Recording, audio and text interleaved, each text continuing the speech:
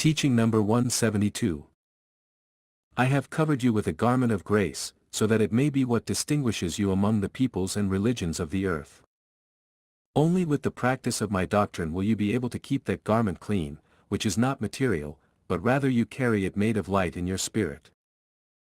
It is so delicate, that even a bad look that reflects bad feelings for your fellow men, is capable of imprinting a stain on it.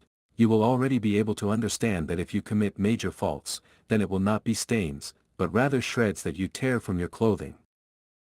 All of you, springing from my spirit, were endowed with that garment that is spiritual purity. Who has managed to preserve that grace intact until his return? Who has come out flawless through all the combats and temptations? Very few, most wear rags and many are naked of virtue. Now I have come to cover you, to dress you again, shedding my light on the spirits, like an immense mantle that I shred to adorn you. Know, O people, that it is precisely that light by which the world will recognize you. I am delivering you from evil so that you may be worthy to possess my seed and sow it. How could I send you naked or ragged, stained or impure to bear witness to my word? Now that you have started a journey of regeneration, do not stop, do not go to sleep in the middle of the road, because then you will delay your spiritual advancement. I want each step you take within my work to be one more step that elevates you in your walk, and that you know that each work has a fruit to give you. Do not stop harvesting it, do not settle for sowing and then neglect the harvest. If you truly yearn to become teachers in spirituality, you have to be persevering, patient, studious and observant, because then you will have the opportunity to collect the fruit of your works as you go, with which you will accumulate experience that is light, which is knowledge of true life.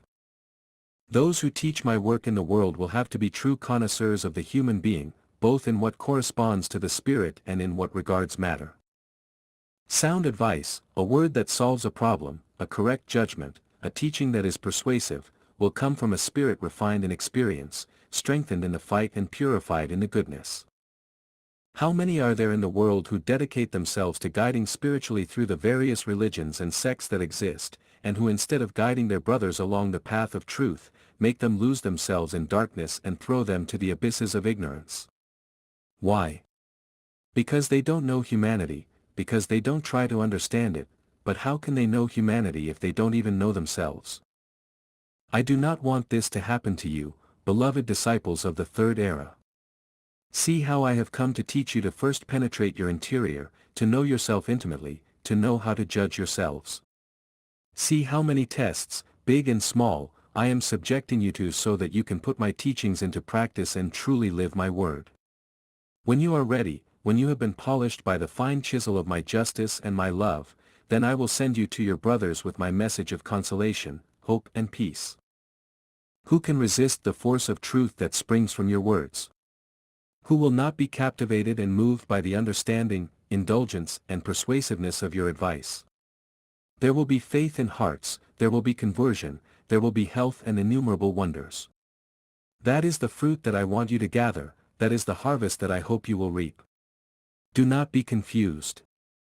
When in my teachings I speak to you about the fruit, there has been no shortage of those who interpret this word in a completely material way and seek the fruit of their deeds in the form of flattery, honors, attention and even payment in coins. How far is this fruit from being the one I refer to in my word? You have already known that I have spoken of the fruit of experience, purity, understanding, serenity and spirituality. Those who still seek rewards on earth through coins and flattery are spirits of short elevation who do not want to contemplate the truth and who are still content with the payment that the world gives.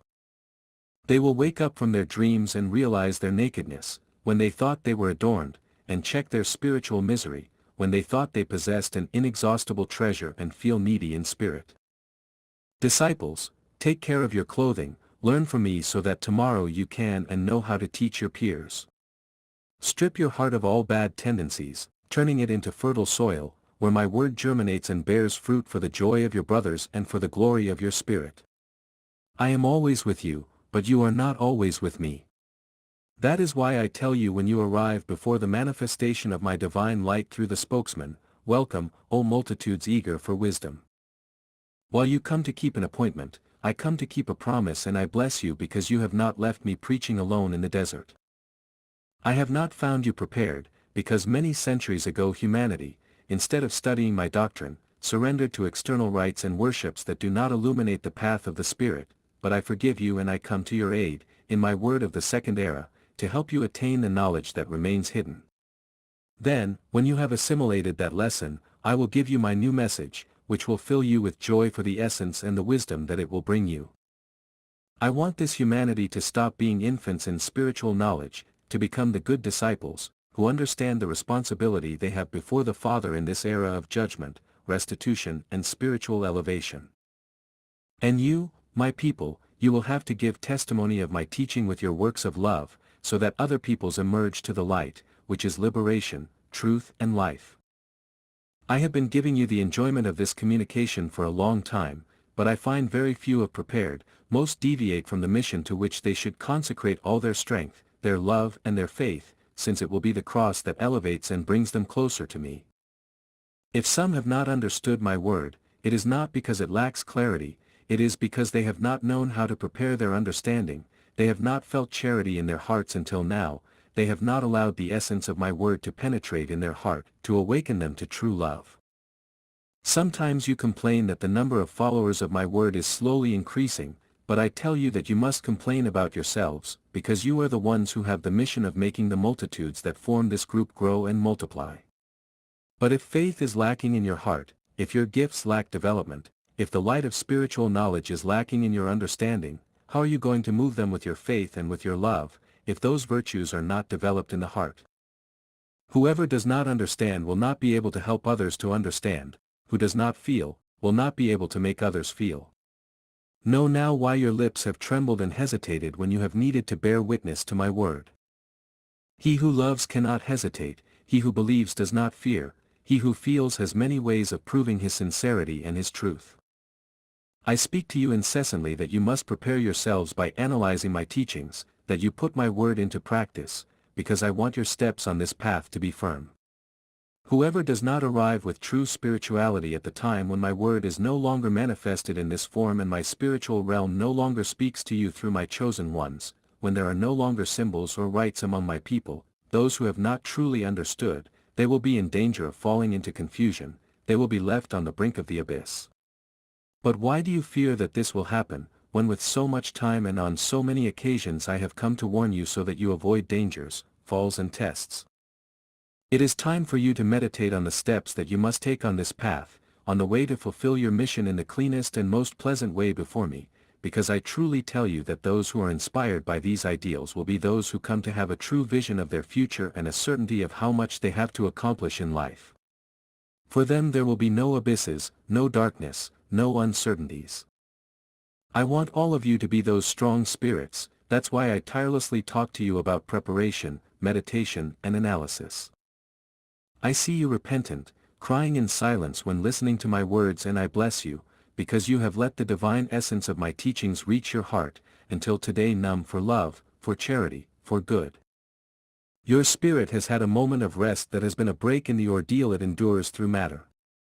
How many spirits, of those who arrived before this manifestation, had not had a moment of rest from the day they came to incarnate in that body, until they heard my word for the first time?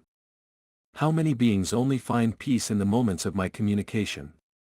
I say to them and to all of you that you continue enjoying my word with intensity, but that you also think that the day will come when you stop listening to it, and that it will be then when you must get up to test your faith, your spirituality and your obedience, in the certainty that then you will see your progress rewarded with direct communication from spirit to spirit.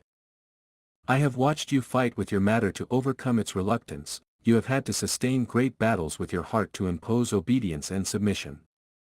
Its nature rebels against the dictates of conscience, but if you persevere in prayer, if you watch, you will make it the best collaborator in spiritual fulfillment.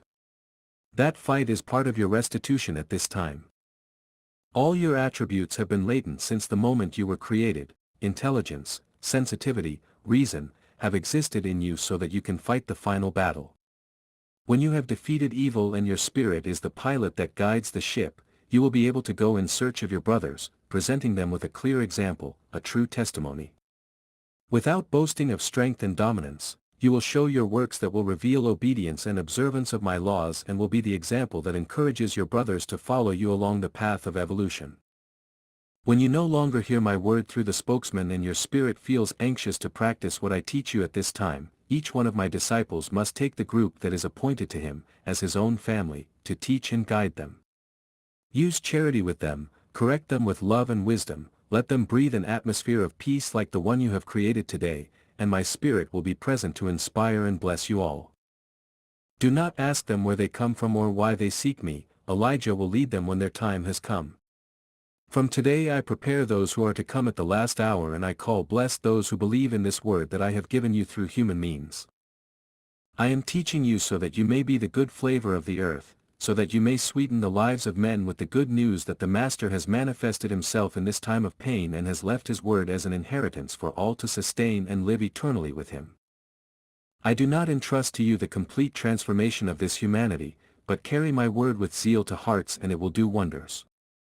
What great comfort your fellow men will receive in their days of trial if you teach them to interpret my teaching, and how you will long for these hours that you lived close to me, drinking this divine essence, feeling like children to receive from your Father all his tenderness and love. Humanity is today a fertile field to work. The lands are very extensive and the servants few. How are you going to present to me the spiritual advancement of the generation that now inhabits this world if you do not work diligently? You have a limited time, and there is much to prepare. The hour is propitious. Rebuild the temples that have collapsed within hearts. Help rebuild homes, preach spirituality as you go. Testify with your works. Watch so that virtue returns to your brothers, that children be a sweet bond between father and mother, and young people, a strong foundation for new generations, husband and wife, image of God and his creation, and that all together with the guardian angels that accompany you, reach perfect harmony with your Father. Your requests reach me, the light that I have shed in your spirit illuminates your being. All your works are present and you can judge your merits. The pains that you live now will pass, and peace will shine in the universe. Pray for the nations that are at war. Share your bread and your clothing with those who have fallen from grace. Open your barns and feed them with true love. Demonstrate your brotherhood in this hour of anguish for the world. Practice charity with the sick, prepare the spirit that has to go to the afterlife, raise the faith of the sad and bring peace to all.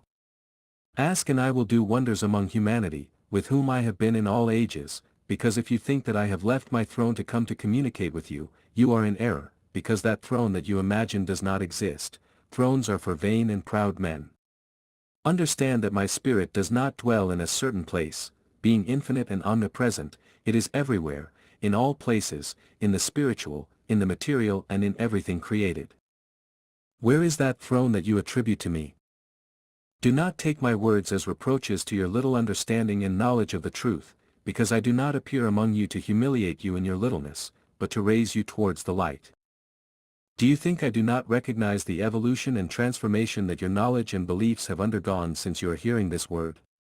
Truly I tell you that I am aware of the steps you take on the spiritual path. When you came before my manifestation, you did not believe in my presence through man, because you had been led to believe that you could only find me in the images, symbols and objects consecrated by your religions. Later, when despite your lack of faith, you understood that in my lessons there was an essence that enlightened and gave peace to your heart, you recognized that a divine light was manifested through these beings destined to transmit my message. A new faith was born in your heart, a new light that gave you the knowledge that man can communicate directly with God. But, that was not all, you still needed to come to understand that the human mind is not necessary for the Father to speak to you, and then you knew that this divine communication through the spokesman would be temporary, because the time of the communication with God from spirit to spirit would come later, when men separate from their worship, their beliefs and practices, the last trace of materialism, fanaticism and ignorance, when everything in them is spiritual. Some of you have already understood, and others are practicing, but you still have a long way to go to reach the goal, from where you will be able to conceive me in my truth, in my reality, no longer through fantasies forged by your human imagination. Stop imagining me on thrones similar to those of earth, strip off the human form that you always attribute to me, do not try to imagine heaven, because your mind will never be able to conceive it in all its perfection. When you free yourself from everything material, you will feel as if you were breaking the chains that bound you, as if a high wall was collapsing before your eyes, as if a thick mist was dissipating, leaving you to contemplate a limitless horizon and an unknown firmament, deep and luminous, yet accessible to the spirits of goodwill. Some say, God is in heaven, others say, God dwells in the beyond, but they do not know what they say or understand what they believe. Verily, I dwell in the heavens, but not in that particular place that you have imagined. I live in the heavens of light, power, love, knowledge, justice, happiness, perfection and harmony. I am in the afterlife, yes, but beyond human sin, beyond materialism, beyond pride, and ignorance and smallness, because I speak to you in such a way that your senses perceive me and your mind understands me, not because I arrive from other worlds or mansions. My spirit dwells in all of creation. You have struggled a lot and you have needed a lot of time to transform your beliefs and concepts, and you will still have to make an effort to reach the spiritual goal to which I have destined you, and that is to know your Father, love Him and worship Him through the Spirit. Until then you will begin to sense the true glory of the Spirit, that state of elevation, of harmony, of peace and well-being that is the true paradise where you will all have to arrive. Shake hands with each other as proof of friendship, but do it with sincerity. How do you want to be brothers if you still don't know how to be friends? If you want the Father to dwell among you, it is necessary that you learn to live as brothers. When you manage to take that step on the path of brotherhood, your triumph will be rewarded by spirit-to-spirit communication, because by loving one another, being united in will and in thought, I will allow you to communicate by inspiration with your loved ones, your brothers, who dwell in the afterlife of your world. My work is of light, my truth is clear, affirming that I am there, so that no one will walk in darkness. At that time when I lived among you, many times at night, when all rested, there was no shortage of men who sought me, stealthily reaching me, fearing to be discovered. They were looking for me because they felt remorse for having shouted and scandalized me while I was speaking to the crowd, and their remorse was more intense when they verified that in their hearts my word had left a present of peace and light, and on their bodies I had poured my healing balm. With their heads bowed they appeared before me, saying, Master, forgive us, we have recognized that there is truth in your word. I answered them, if you have found that I only speak the truth, why do you hide? Do you not go out to receive the rays of the sun when it appears, and when have you been ashamed of it? Truly I tell you that he who loves the truth never hides it, nor denies it, nor is he ashamed of it. I speak to you like this, because many come to listen to me secretly, lying about from where they came, hiding what they have heard and sometimes denying having been with me. What can you be ashamed of? It is necessary that you learn to speak of my teaching in such a way that you never give rise to being mocked. It is also necessary that you cultivate sincerity, so that when you give testimony of me, you do so with words that are expressions of your heart. That is the seed that always germinates, because it has the essence of truth that touches the heart and reaches the spirit. My divine message, upon depositing it in you, must be transformed into a fraternal message, but in order for it to impress and move the materialistic heart of this humanity, it must be wrapped in the truth that I have revealed to you. If you hid something, if you were silent about something, you will not have given a true testimony of what my revelation has been in the third era, therefore, you will not be believed. I have come to prove to you that you can remove the blindfold of darkness from the ignorant or the stubborn, without harming them, without offending or hurting them. That is what I want you to do as well. I have proven that in you love, forgiveness, patience and forbearance are stronger than harshness, anathemas, or violence. Keep this lesson, disciples, and do not forget that if you want to call yourselves worthy brothers of your fellow men, you will have to collect goodness and virtue to pour it out on them. I promise you that when the light of brotherhood shines on earth, I will make my presence felt in a vibrant way in your spirit. My peace be with you.